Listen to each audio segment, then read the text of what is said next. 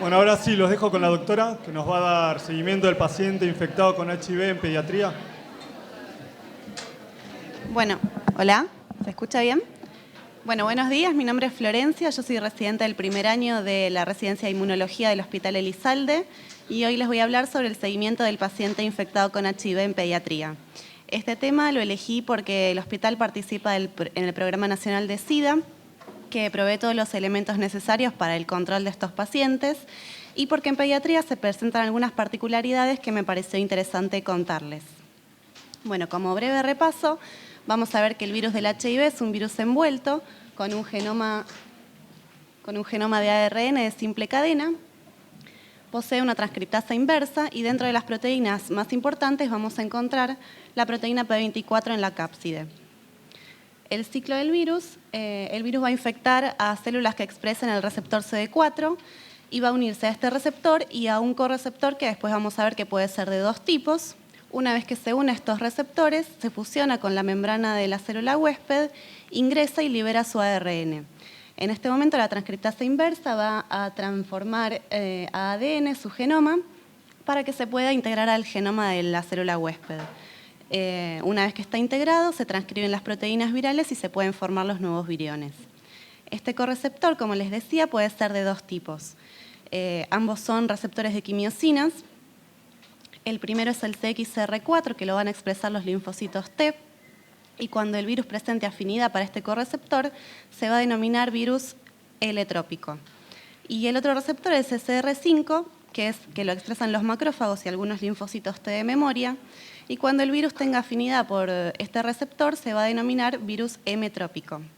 Entonces vamos a ver que en la infección por HIV, en un primer momento, el virus va a infectar a las células que expresan el CCR5, en las cuales no va a causar la lisis de las células, sino que va a constituir un reservorio del virus. En algún momento del ciclo, el virus cambia su tropismo para poder infectar a los linfocitos que expresen CXCR4, en los cuales sí va a causar lisis y la liberación de las partículas virales a la circulación. Bueno, el algoritmo diagnóstico para niños nacidos de madres infectadas por HIV es el que vemos acá.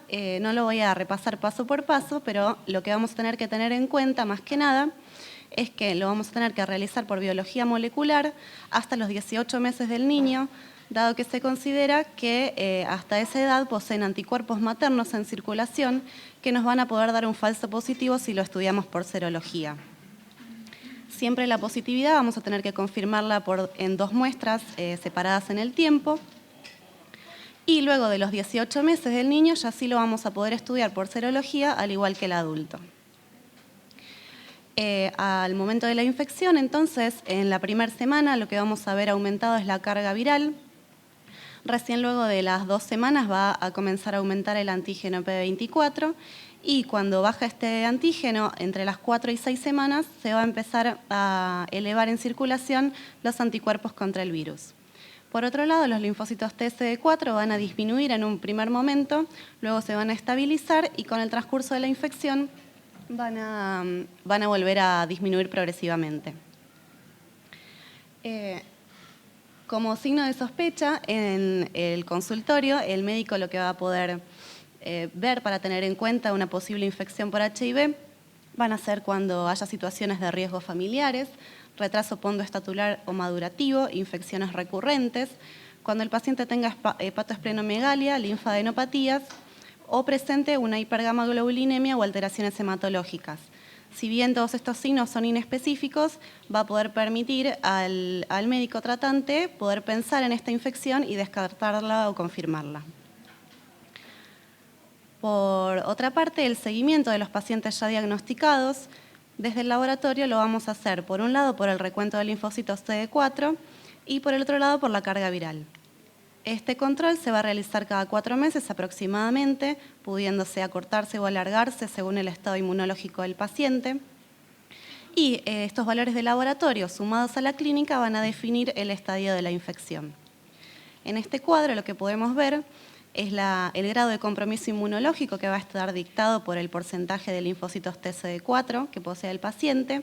Y lo que quiero destacar en este cuadro es que el número absoluto de linfocitos TCD4 va a variar conforme con la edad del niño, así como la variación fisiológica normal de los linfocitos durante la infancia.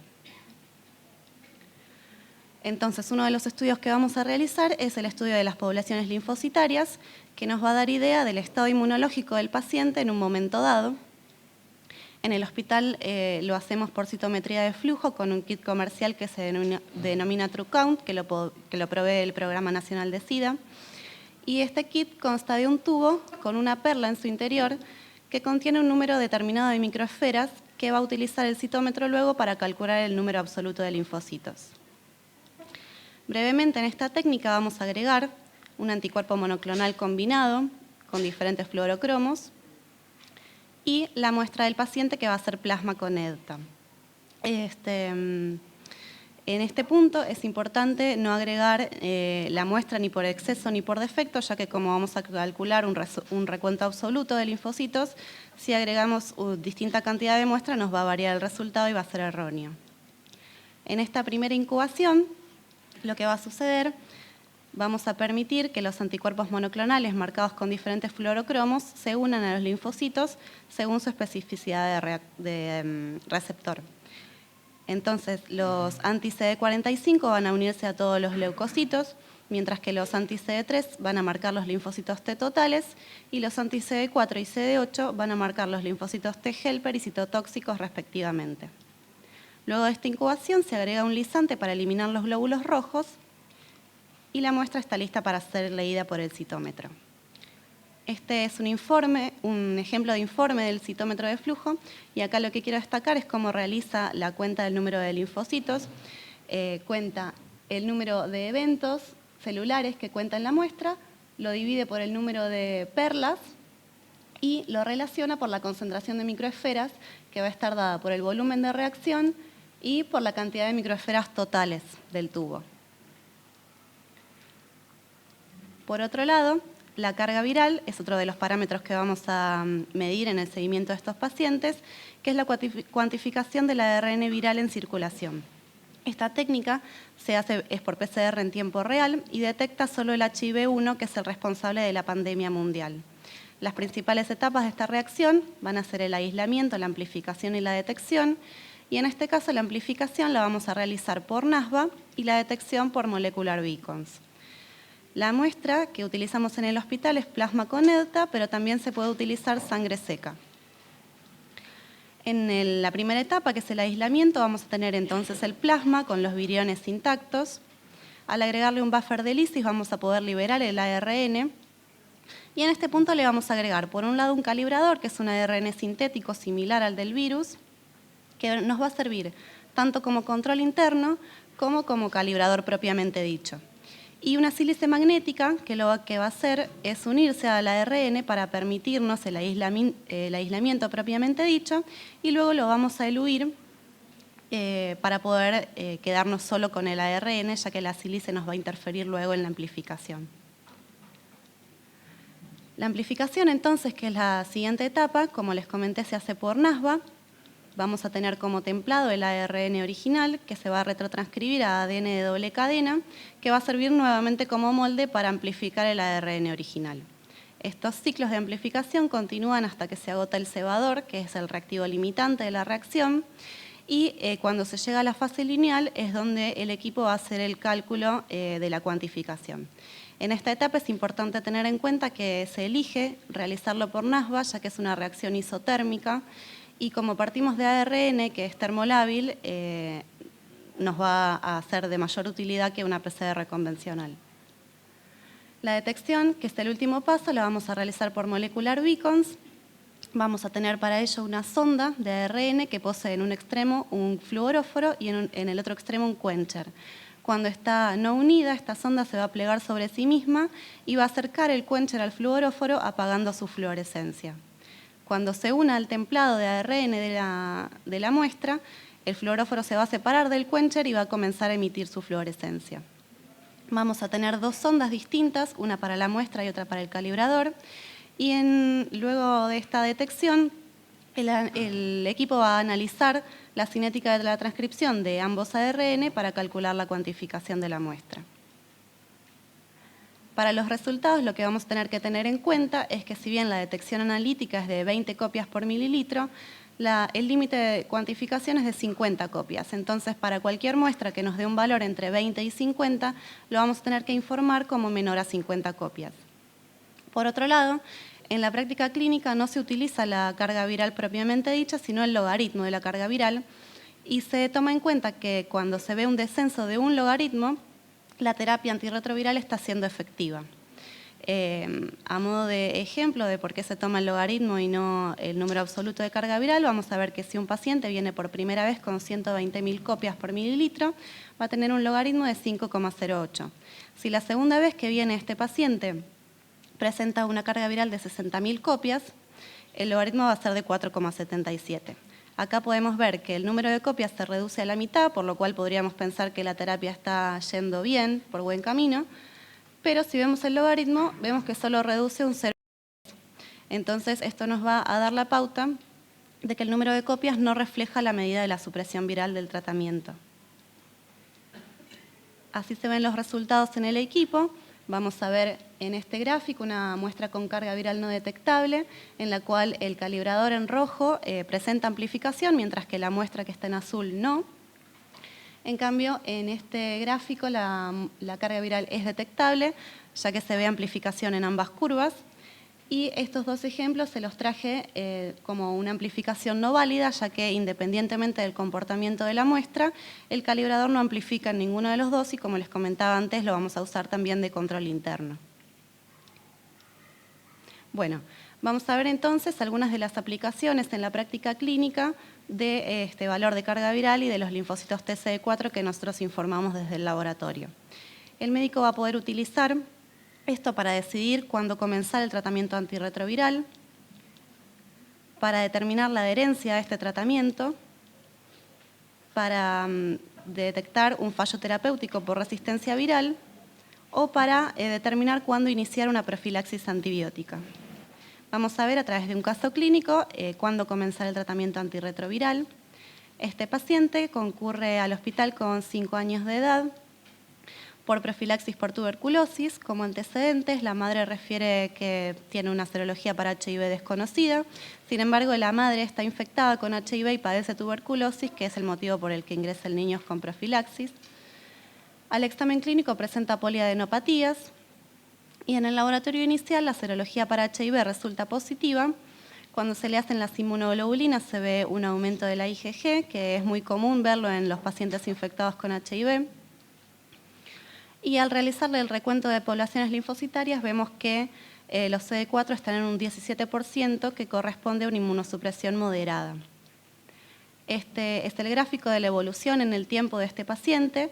En la zona sombreada vamos a poder ver la zona de inmunosupresión severa y vemos que este paciente no inicia tratamiento antirretroviral al ingreso al hospital, ya que estaba en un entorno familiar desfavorable y no había un adulto que se pudiera hacer cargo de administrarle su medicación en tiempo y forma.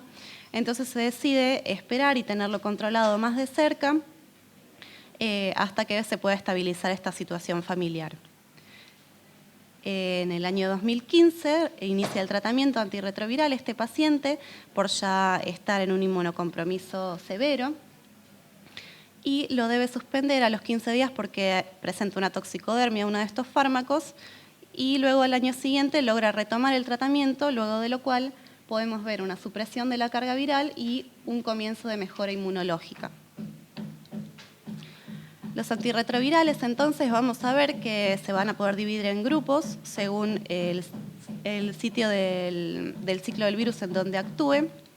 Vamos a tener inhibidores de la transcriptasa inversa, que pueden ser análogos de nucleósidos y nucleótidos, que se van a intercalar en la cadena naciente de ADN e interrumpir su elongación. Y pueden ser no análogos de nucleósidos, que lo que van a hacer es directamente unirse a la enzima e impedir su acción. Por otro lado, los inhibidores de proteasa lo que van a hacer es impedir que se generen las proteínas funcionales del virus.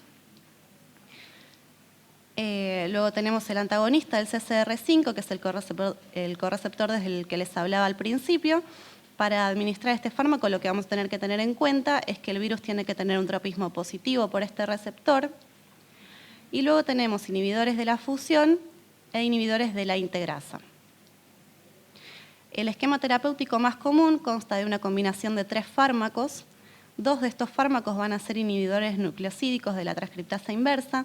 Los más frecuentes en pediatría son el AZT, el 3-TC y el abacavir, ya que vienen en formulaciones variadas, en jarabe y en comprimidos. Y el tercer fármaco puede ser un inhibidor de proteasa, que es la elección de primera línea, ya que presenta una mayor potencia, o inhibidores no nucleosídicos de la transcriptasa inversa, que son de segunda línea, ya que presentan una baja barrera y es más posible que el virus genere una resistencia a estos fármacos. Como conclusiones de este primer paciente, entonces vamos a ver que es importante siempre en los pacientes pediátricos tener en cuenta su entorno social, ya que no pueden hacerse cargo de su propia medicación, que frente a una inestabilidad familiar o social es posible dilatar el comienzo del tratamiento hasta que esta situación se estabilice, siempre que el paciente esté controlado y no tenga intercurrencias, y que el estado de inmunocompromiso vamos a poder controlarlo mediante los linfocitos TCD4, tanto porcentualmente como absoluto para la edad. Como segundo ejemplo de aplicación en la práctica clínica, vamos a ver cómo determinar la adherencia al tratamiento. En este paciente, que ingresa con 7 años de edad al hospital por catastro por tuberculosis, presenta como antecedentes a los 4 años una internación por varicela. En esta internación se le realizó en otro hospital una serología para HIV que resultó positiva, pero continuó sin seguimiento. Presentó, por otro lado, otitis a repetición, y la madre dice estar infectada con HIV y padecer tuberculosis, al igual que el padre, que está fallecido por lo mismo. Al examen clínico, la paciente presenta adenopatías cervicales y caries múltiples, y en el laboratorio inicial, la serología para HIV resulta positiva y presenta un aumento de las gamma globulinas. En este caso, el recuento de CD4 es de un 10%, que corresponde a una inmunosupresión severa, por lo cual vamos a ver que en la evolución de esta paciente, al ingreso al hospital, comienza con la terapia antirretroviral, que queda a cargo de sus abuelos, y comienza también con la profilaxis con TMS, ya que estaba en una inmunosupresión severa. Luego de este comienzo del tratamiento vemos que logra suprimir la carga viral y que su estado inmunológico mejora, hasta el año 2012, que vuelve a la consulta con la madre, que dice estar encargada del tratamiento, y en este momento comenzamos a ver que la carga viral vuelve a ser detectable en circulación y que su estado inmunológico comienza a deteriorarse. Al año siguiente, la misma paciente ya refiere que toma su medicación en forma desordenada. En este punto se le pide un test de resistencia viral para ver si se le puede rotar el esquema terapéutico y que pueda responder mejor. Y en este punto, que ya entra en inmunosupresión severa nuevamente, se logra rotar el tratamiento antirretroviral, cambiar la tutela a otro familiar para ver si logra mejorar su adherencia, y se vuelve a iniciar la terapia profiláctica. Para esta paciente vamos a tener que tener en cuenta que tanto esta paciente como la mayoría de los pacientes toman 6 comprimidos por día en promedio, y que la efectividad del tratamiento se podría ver disminuida tras solo perder 3 dosis en todo el mes. Entonces, si el paciente está en un entorno familiar desfavorable, es muy fácil que se pueda perder esta efectividad y que se logre una mala adherencia. Como conclusiones de esta paciente, entonces, vamos a ver que la mala adherencia va a verse reflejada en la disminución de los linfocitos CD4 y en el aumento de la carga viral, que frente a una inmunosupresión severa se debe iniciar una terapia profiláctica contra infecciones oportunistas, que es necesario diferenciar si el fallo terapéutico corresponde a una resistencia viral o a una mala adherencia o a ambas. Y como en el caso anterior, es de vital importancia para el paciente estar a cargo de un adulto que esté comprometido a llevar su medicación en tiempo y forma. Como otros indicadores bioquímicos para poder evaluar la adherencia, vamos a poder ver aquellos parámetros que se elevan dada la toxicidad del tratamiento antirretroviral, que va a ser por un lado el BCM y por otro lado los triglicéridos y el colesterol. vamos a tener que tener en cuenta que estos parámetros no vamos a poder tomarlos como únicos parámetros para evaluar la adherencia, ya que no todos los pacientes van a generar toxicidad al tratamiento, pero nos puede ser de ayuda en algunos casos. Y por otro lado, el médico nos podría pedir en el laboratorio un hemograma y una química básica como control metabólico para chequear que el tratamiento no esté siendo demasiado tóxico para el paciente. Como tercer ejemplo de aplicación en la práctica clínica, entonces vamos a ver cómo detectar un fallo terapéutico por resistencia viral. En esta paciente que ingresa al hospital con 5 meses, ingresa por control infectológico ya que ya estaba diagnosticada con infección por HIV. La madre como antecedentes refiere que ella en el embarazo de la paciente estuvo tomando antirretrovirales desde el segundo trimestre, que fue cuando fue diagnosticada, y que la paciente recibió profilaxis para HIV en las primeras 6 semanas de vida. Presentó anteriormente 4 internaciones por dermatitis y al laboratorio inicial vemos también en este caso un aumento de las gamma-globulinas y, sin embargo, en el caso de esta paciente el inmunocompromiso es nulo. Acá lo que quiero destacar es que su carga viral es mayor a 500.000 copias, que es un valor muy alto y es frecuente hallar en niños de corta edad, ya que su sistema inmunológico no está completamente desarrollado y no va a poder responder de la misma manera que en un niño más grande o en un adulto. Pero este valor alto no significa que la infección sea más agresiva o que tenga peor pronóstico. En este punto, la paciente comienza con el tratamiento antirretroviral y se le administra también TMS como profilaxis, que vamos a ver después que en todos los casos de menores de 1 año se administra, pero sin embargo, a lo largo del tiempo no presenta supresión viral. Este fallo terapéutico, el médico va a tener que pensar si corresponde a una mala adherencia o a una resistencia viral. Con respecto a la mala adherencia, una herramienta que se tiene en la consulta es solicitar el conteo de comprimidos al adulto responsable y chequear que sean realmente los comprimidos que le tengan que sobrar y no más. En el caso de esta paciente, el adulto responsable lleva a la consulta 15 frascos de medicación, algunas vencidas, con lo que se evidencia que la paciente no estaba tomando su medicación.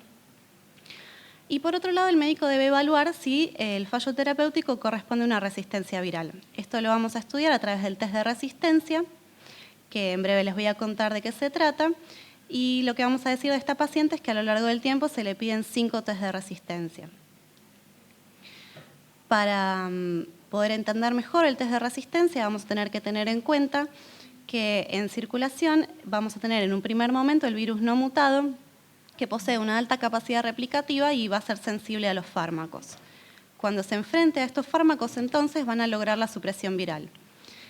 Si estamos en presencia de concentraciones subterapéuticas de alguno de estos fármacos, lo que va a permitir es seleccionar cepas mutadas que sean resistentes a ellos, que van a tener menor capacidad replicativa, pero van a ser resistentes a uno o más fármacos. Entonces, ya que estas 2 cepas van a convivir en el organismo del paciente, frente a la medicación, la cepa no mutada va a lograr suprimirse, igual que en el caso anterior, pero la cepa mutada va a seguir proliferando y va a predominar sobre la no mutada y a expresar su resistencia. El test de resistencia, entonces, nosotros no lo hacemos en el hospital, sino que lo derivamos, pero consta de un estudio genotípico del virus en el que se buscan mutaciones que le confieran resistencia a los fármacos antivirales. Vamos a tener que tener en cuenta que para que la sensibilidad del test sea adecuada, la carga viral tiene que ser superior a 1000 copias. Y esta resistencia puede estar dada a un solo fármaco o a un grupo de fármacos, dependiendo de la mutación del virus. Lo que tiene que considerar el médico en la consulta va a ser el tipo de adherencia que tiene el paciente al tratamiento, si posee interacciones medicamentosas con otros fármacos que se le estén administrando, evaluar la potencia de la terapia antirretroviral y evaluar la posible resistencia preexistente que pueda tener. En el caso de pediatría van a ser las cepas de la madre, ya que son todas transmisiones verticales. En este cuadro vemos resumidos los 5 test de resistencia que se le realizaron a la paciente, se informan a los diferentes grupos de fármacos.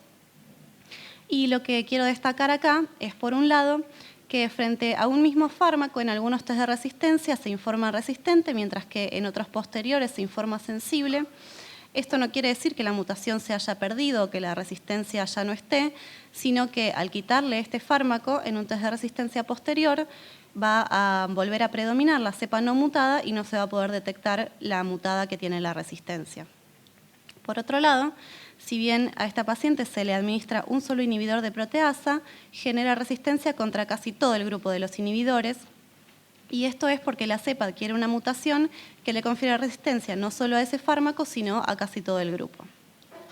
Vamos a tener que tener en cuenta en mayor medida que siempre el resultado lo vamos a tener que interpretar con los test anteriores que se le realicen, justamente por lo que les estaba contando, que puede ser que no detectemos una resistencia a un fármaco que ya no se le esté administrando.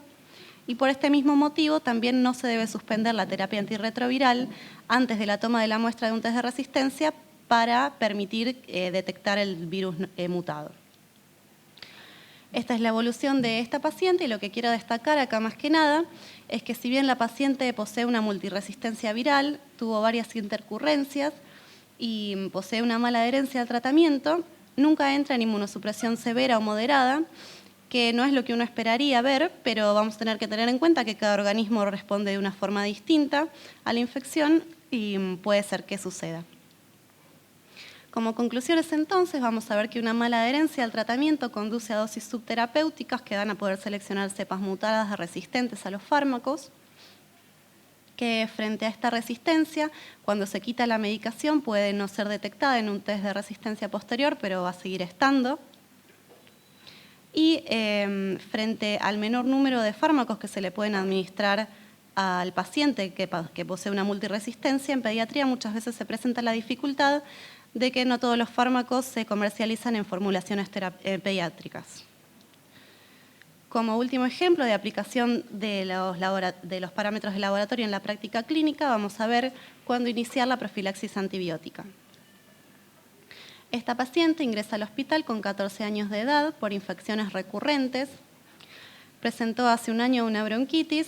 La madre refiere que desconoce su estado serológico y el padre está fallecido por un infarto.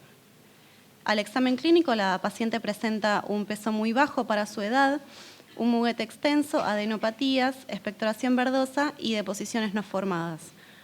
Frente a esta clínica florida, se buscan infecciones virales, bacterianas y parasitarias y se comienza el tratamiento con fluconazol, TMS y claritromicina. Al laboratorio inicial, la serología para HIV resulta positiva, mientras que la búsqueda de otras infecciones resultó negativa en todos los casos. En este caso también se ve un aumento de todas las inmunoglobulinas y el recuento de CD4 en este caso es del 1% con un número absoluto de 6 células por milímetro cúbico, que corresponde a una inmunosupresión muy severa. En este punto se inicia el tratamiento antirretroviral y se continúa con la profilaxis antibiótica que se había iniciado a la llegada al hospital. Con el paso del tiempo se logra suspender esta profilaxis y luego se logra simplificar el tratamiento, que vamos a ver cada una de estas cosas cómo se realiza. La profilaxis primaria se va a implementar ante el riesgo de infecciones oportunistas y va a estar dada según el número de linfocitos CD4 que nos van a hablar del grado de inmunosupresión del paciente. Para Mycobacterium tuberculosis vamos a administrar como profilaxis isoniazida cuando el paciente sea conviviente con un bacilífero o presente una PPD mayor a 5 milímetros. Para el complejo Mycobacterium avium, el paciente debe estar en un inmunocompromiso muy severo para recibir esta profilaxis, en general menor de 50 células por milímetro cúbico, y se administra claritromicina o acitromicina. Para Pneumocystis jirovecii, tiene que estar también en un inmunocompromiso severo el paciente y en todos los casos en los que es menor de un año el paciente, independientemente de su inmunocompromiso, se administra TMS. Y para Toxoplasma gondii, el paciente también debe estar en un inmunocompromiso severo y además presentar una IgG para toxo positiva y también se administra TMS. En el gráfico de evolución de esta paciente lo que quiero destacar es que si bien ingresa con una inmunosupresión muy severa, al tratamiento antirretroviral logra suprimir muy rápidamente la carga viral y mejorar su estado inmunológico, muy rápido también, hasta el punto en que ya su compromiso es nulo y se logra suspender la profilaxis antibiótica. Como este compromiso inmunológico nulo se logra sostener en el tiempo, luego se van a hacer simplificaciones del tratamiento. Esta simplificación consta del cambio de una terapia con la que se llegó a una supresión viral prolongada y completa, por otra que mantenga dicha supresión, pero que va a tener las ventajas de que va a tener una menor complejidad, una mejor adherencia y calidad de vida del paciente y una menor toxicidad. Y esto se puede implementar a través del reemplazo de fármacos menos tóxicos, a través de la disminución de las tomas diarias o de la disminución de la cantidad de comprimidos. Como conclusiones de esta paciente, entonces, vamos a ver que en pacientes infectados con HIV es necesario realizar un seguimiento del estado inmunológico para determinar cuándo implementar la profilaxis antibiótica y que en pediatría, a medida que la edad del paciente avanza, es posible optimizar el esquema terapéutico para obtener una mejor adherencia.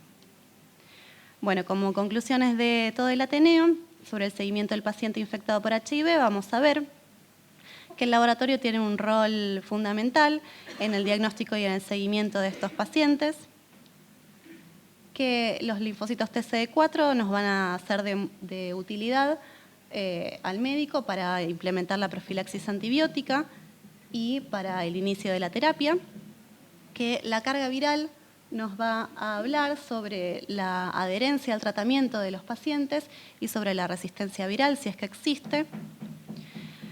Vamos a tener que tener en cuenta que en pediatría, además del estado de salud, vamos a tener que evaluar siempre el entorno social del paciente y que, dado las diferentes características fisiológicas, virológicas y sociales de cada paciente, va a ser necesario realizar una evaluación individualizada de cada uno. Esta es la bibliografía que utilicé.